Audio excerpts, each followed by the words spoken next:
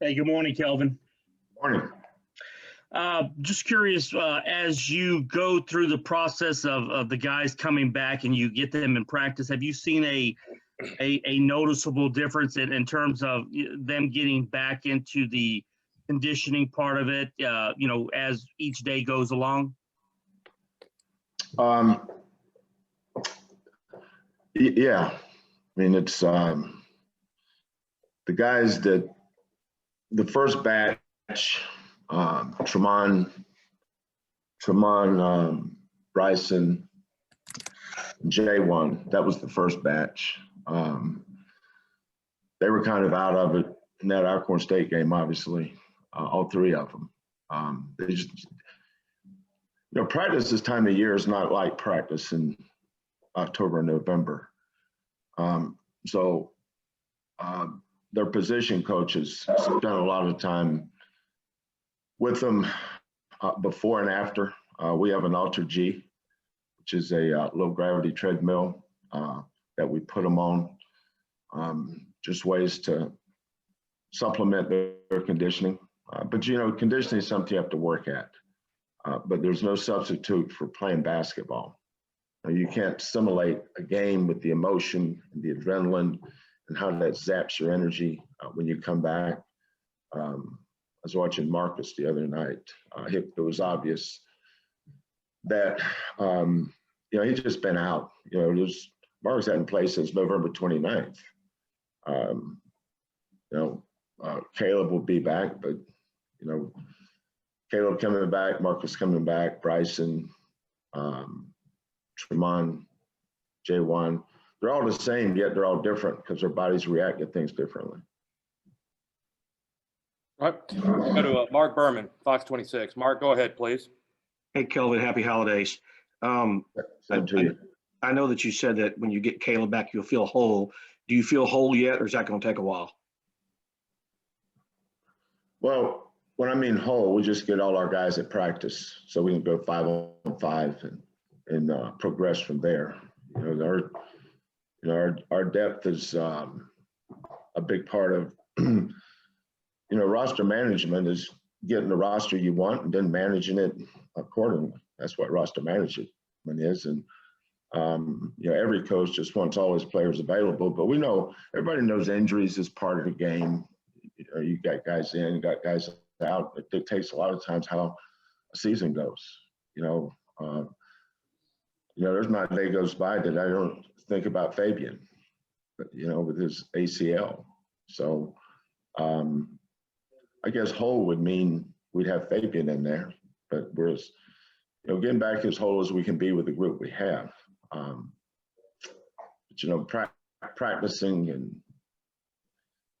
like we play small lineup, a big lineup, just being able to integrate and getting the time that we need to develop those lineups. But you're gonna have to do it a lot in games, especially the stretch we're in, because we've got 3 games, I think, in 9 days.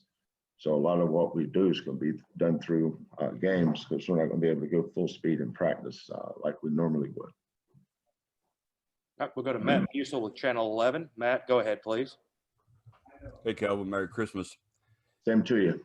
Hey, in the spirit of the season, what's your message to Cougar fans and the Cougs themselves?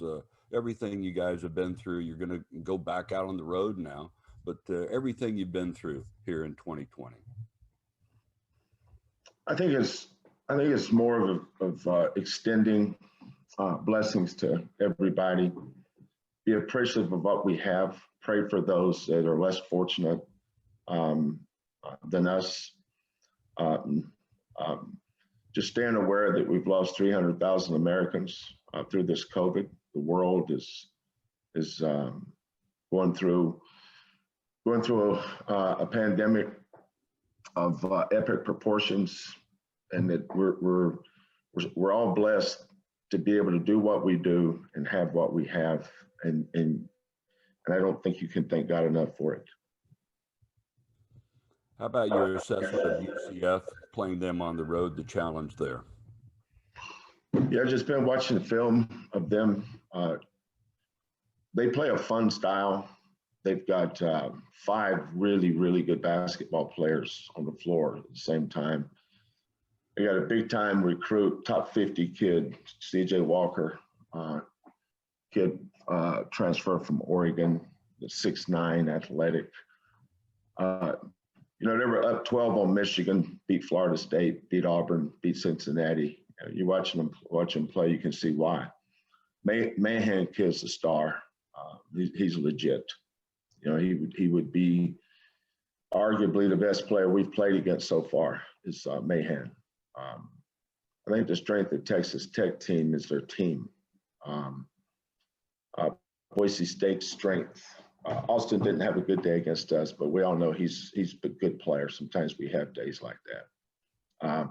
The best player that we'll have seen is Mahan. He gets an easy 20, easy 25, because he can shoot. Guys that can't shoot have to shoot a lot, have to put it up a lot to score. But he can shoot. He can make 3-pointers.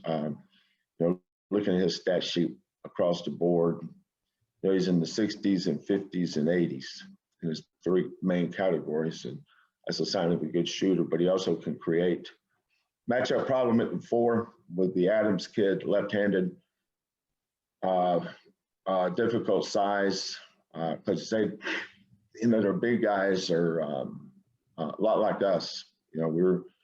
Our size is built around a team structure, and they're the same way. They're very athletic. They're just good. Difficult team to guard. Really good in transition. They make teams that, if you're going to focus on the offensive boards, they're going to make you pay because they're so good going the other way. So you're going to have to make a decision there. Really well coached team. I've been impressed with them. They were down. They were at one point during the game at Florida State, they were up 20. I think they went down 8 and then up 12. As on the road on Florida State's court, top 20 team. So good team, good players, good plan. Really impressed with them. Thank you. We'll go to Chris Gardner now. Chris, go ahead with your question for Coach, please. Coach, what are your thoughts on the game versus UCF being the first conference game to be shown on ABC? I don't know. That's good, right? Good for the conference. All our guys, I think as far as our kids concerned, all our games are televised. For them, I don't think it matters what it's on, but to be on ABC national television, I think it's great for our conference. Thank you. All right, we'll go to James Mueller with the Cougar. James, question for Coach, please. Yeah, Coach, after the Temple game, you talked a little bit about how Tramon needs to grow in that confidence. But can you talk about any growth you've seen just from game 1 to where he is now, just being in the program for a few months now and what you've seen from him? Yeah, Tramon's playing about like we thought he would. When you recruit a kid, you're also evaluating and projecting where he'll fit and how he'll fit.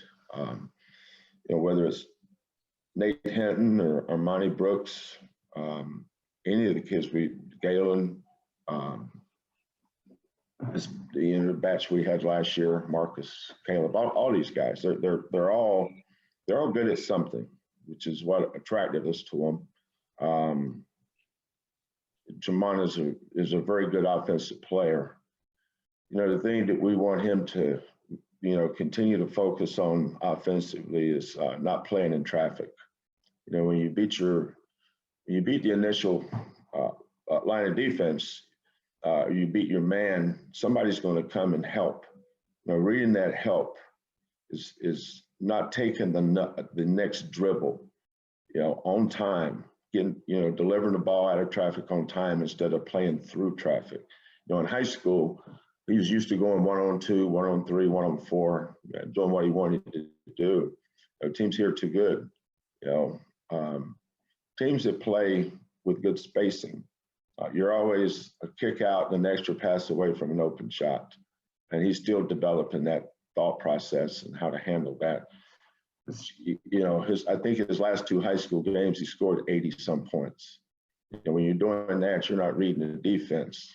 You're just putting it up. And he's a freshman.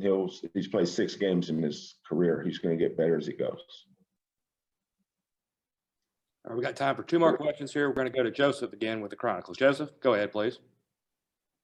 Kelvin, I wanted to follow up on the other night where we were talking about Reggie Chaney and sort of how he fit that need at the time. And I know the transfer portal and stuff, but was there any connections or anything that you guys had that sort of put y'all in that direction, or was it just obviously your staff and recruiting and evaluating that he was the target that you guys? Well, his family knew me from my days in Oklahoma. I think that helps. So I didn't have my connections was his assistant coaches. One of his assistant coaches worked for Lon at Oklahoma, and I know that staff well.